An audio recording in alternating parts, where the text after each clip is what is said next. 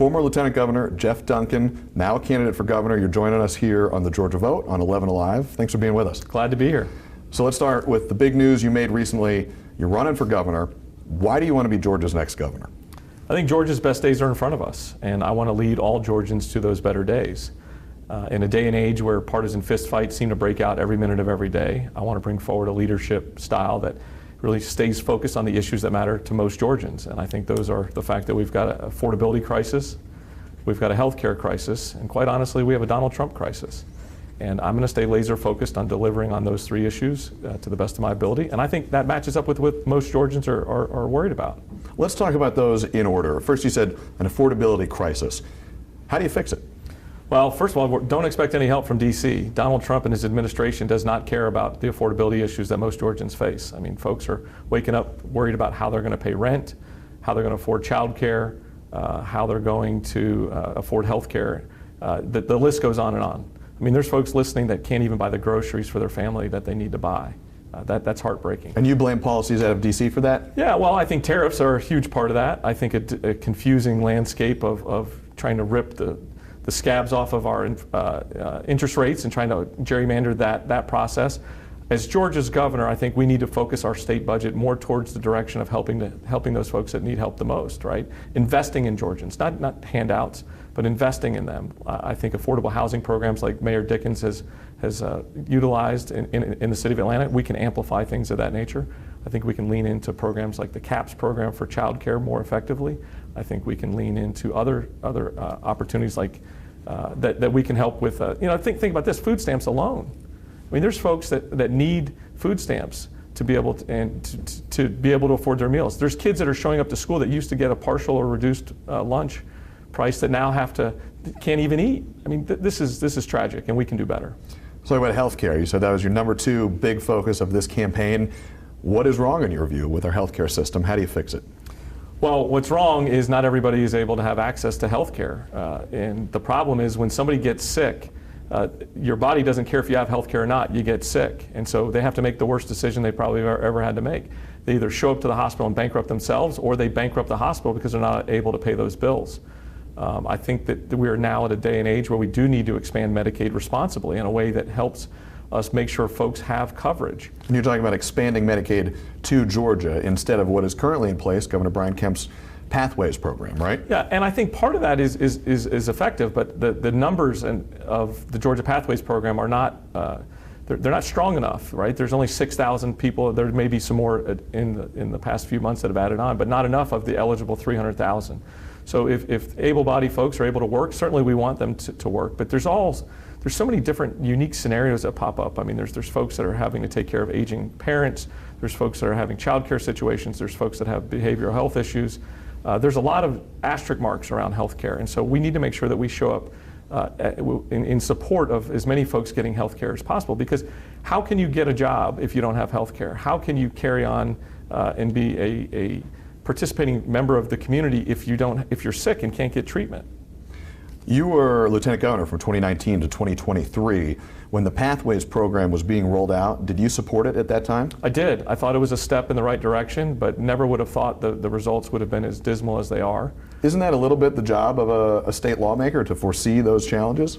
Yeah, absolutely. I think that what we've seen play out, and this is one of the issues with healthcare, is there's so much clerical. I think the feedback we're getting is folks are having to go through so many hoops to just verify that they are working, that they are receiving educational activities, that they are volunteering. The administrative hurdles are so large that I think that's a really big part of the problem. The third big item on your list that you laid out right at the top of this interview was President Donald Trump.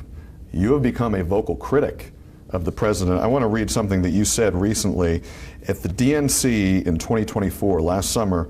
You called President Trump, and this is a quote, "a direct threat to democracy." Do you stand by that? I do. I think that he has created a cult within the Republican Party that has turned. And look, I think the threat is you have to look no further than what's going on in the court system. Every minute of every day, there's a new court challenge to either a state or federal court system that's challenging something or some rogue decision he's made, some executive order that he signed, some sort of pressure test to democracy. And so far, the courts have seemed to stand up. But I think there's just such a better direction for our country. I think there's a better direction for Georgia. My opinion is this guy, Donald Trump, does not have the best interest of anybody in mind except for himself. It's a Ponzi scheme of propaganda. And unfortunately, too many people have been following it and not holding him accountable for the dangerous, reckless, corrosive, toxic, I mean, I could go on, environment he's built around politics. When you talk about people who support him, not so long ago, you were one of those people. You were a Republican when you served as lieutenant governor, and you supported his candidacies for many years. What made you change? Yeah, it was a process for me. I was behind the curtain. I watched how the decisions were being made. I watched how the legislature reacted to his heavy hand. I think the initial turning point for me was really around watching this hate crimes legislation that I was proud to be so supportive of. I spent time talking to the Democrats and spent time talking to Ahmaud Arbery's mom and understanding how important a hate crimes piece of legislation was, and watching the Republican pushback initially to that bill. Now, fortunately for us, we were able to work with a bipartisan coalition to pass that bill, but that was a really big turning point for me, along with the stealing of the 2020 election, along with just the visceral divide that continued to follow Donald Trump and all of his supporters. And look, this is no mystery. I've written about this many times. My main mantra of being in elected office is to love my neighbor, is to look for opportunities to love my neighbor. And it just quite honestly became so hard as a Republican to do that. I didn't have enough tools, or there was too many asterisk marks. As a Democrat, as a proud Democrat, I now stand here able to use more resources to be able to help those that are in need and to be able to put Georgia on a better pathway forward. Let's talk about your record, because I'm sure there are going to be some voters, some Democratic voters who hear what you're saying right now, and they're going to be nodding their heads along. I think you and I both know there are going to be others who view what you're saying with some skepticism, given your long time in Republican politics in our state leading up to this moment. Let's talk about some issues. You supported the so-called heartbeat bill here in Georgia. It bans most abortions after about 6 weeks of pregnancy. Do you still support that? I got the issue of abortion wrong, and I'm able to admit that. I was wrong to think a room full of legislators knew better than millions of women. After taking the time to listen to the heartfelt stories, the difficult medical situations, the personal situations, I believe women deserve the right to choose. And as governor, I'll do two things on day one. I'll sign an executive order that clarifies that doctors can practice medicine without the fear of prosecution. And two, introduce legislation that repeals the 6-week ban and returns us back to the Roe v. Wade environment. There are certainly going to be some viewers who hear that and are happy to hear it. Others will be disappointed to hear it. I imagine there may be some Democratic voters who hear that and think, well, this is great, but why didn't you think that back when you were in office and had a chance to legislate at the time? Yeah, I didn't get the issue right. I wasn't asking the right questions, and I certainly wasn't looking in the right places, and that was to women's opinion. And one of the interesting evolutions of this for me was Kamala Harris. On the campaign trail, listening to her really explain abortion as an issue that, despite your personal beliefs or opinions, we don't have the right to force those on others. And she was exactly right. So I appreciated her being honest and open about her positioning as she thought, and it really made a huge effect on me. You talk about hearing what Vice President, then candidate Kamala Harris said and how it impacted you and your thinking.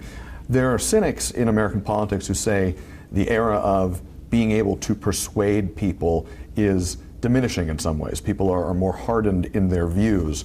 Do you believe that, or do you think there is always an ability as a politician, as a leader, to convince people that you're right through your words? I think the best way to convince people is by leading by example. And to me, that's the vacuum that we see all across America. We see politicians that are really good at winning elections but not following through and doing what they know is right. I mean, doing the right thing will never be the wrong thing. That's been an inspirational phrase in our family's house since this whole process has started for us. Doing the right thing is sometimes saying you're wrong. There's other issues I didn't get right. I didn't get the gun issue right. I look through the lens of a father of 3 kids, and I watch these school shootings, I watch these mass shootings, I watch these issues fly up where if we just would have been with 90% of Americans and believed in universal background checks and red flag laws, we'd be in a better position. As governor of Georgia, I anticipate all of the support that I'll try to garner to push for universal background checks, to push for red flag laws. Let's talk about that for a moment, though, because you say as a parent you saw the news of these school shootings and it changed your view on guns and restrictions on access to firearms. But back in 2018, you posted on your Facebook page touting an A rating from the NRA. There were surely school shootings before 2018. Why didn't they change your mind earlier? Yeah, I was wrong to think the NRA had anybody's best interest in mind. They don't. They simply have their own. They're a fear-mongering organization that puts pressure on legislators to think that they're going to drum up primary opposition for them. I think legislators at times fall, weak-kneed to gun groups that promise to put Facebook ads out there. We shouldn't be making gun policies in Georgia based on that. We should be creating gun safety laws that make sense in a majority of Georgians' households. Certainly makes sense in my household now. You talk about universal background checks. Another topic that some advocates bring up is the idea of red flag laws, being able to restrict access to firearms to some people who have been deemed a potential threat, a potential school shooter, somebody who's gotten on the radar of law enforcement and has given them legitimate worry. Would you support enacting somebody or something like a red flag law here in Georgia? Absolutely. I think it's not all cases, but a number of these cases that we see as the investigations follow through after the horrific incidents, we realize that there were so many signs and red flags that along the way could have allowed a checks and balances system to be in place. And certainly it's not a one-size-fits-all. It's a conversation we should be having in Georgia and something I would definitely support. It seems an underlying theme of your campaign and the messaging that's been coming out in the still early days of this run for governor is a theme of electability. You've got to first get through a Democratic primary to get to the general election. How do you convince Democratic voters that you are the right candidate for them? I think the simple answer is that I'm going to stay focused on the issues that they care about. I'm going to avoid the national headlines. I'm going to ignore the partisan fistfight. I think they are worried about affordability. They are worried about health care. They are worried about Donald Trump taking over their schools, their streets, their state's budget, because that's really the argument to make here.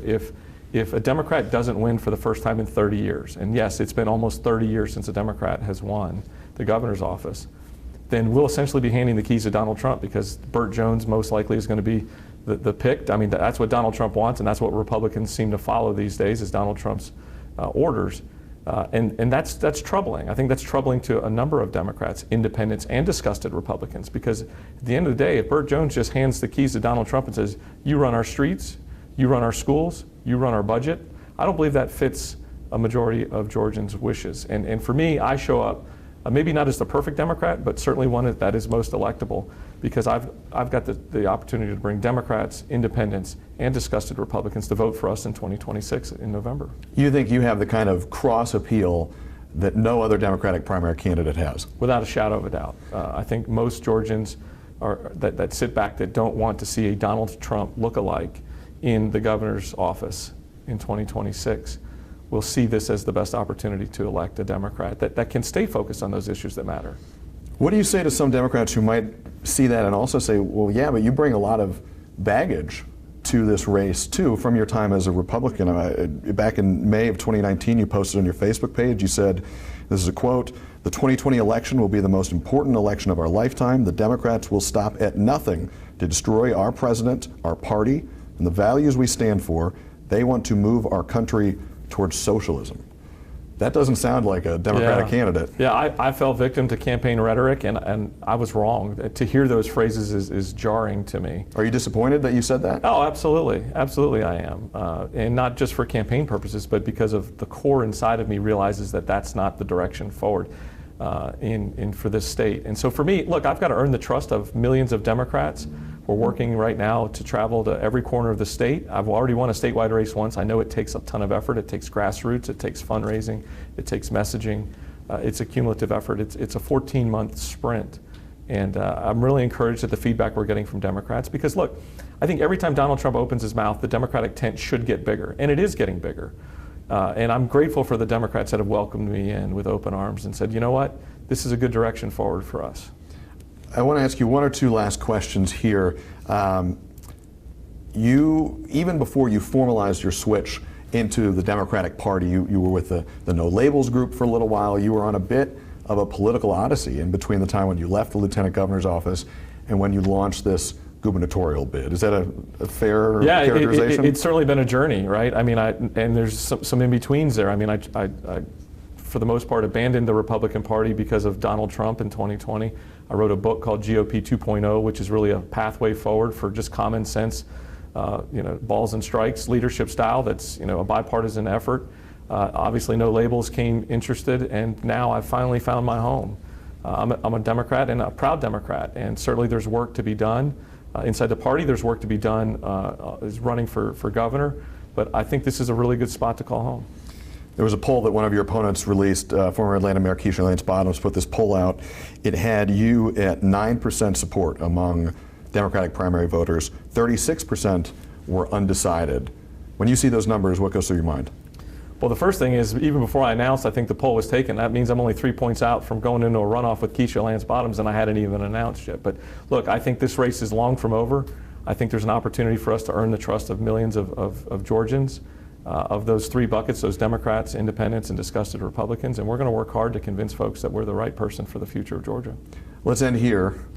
To a Georgian who maybe has never heard of you, doesn't know you, doesn't know your background, your elevator pitch to that potential voter would be what? This is a day and age where it's easy to see who wants to be a politician and who wants to be a leader. And Geoff Duncan wants to be the leader in Georgia that's able to take us to our better days. I'm going to work with all Georgians. I'm going to stay laser focused on the issues that matter. And you will not be embarrassed if you vote for Geoff Duncan like so many other politicians. Geoff Duncan, thank you very much. Yeah, appreciate it. Appreciate Thanks. it.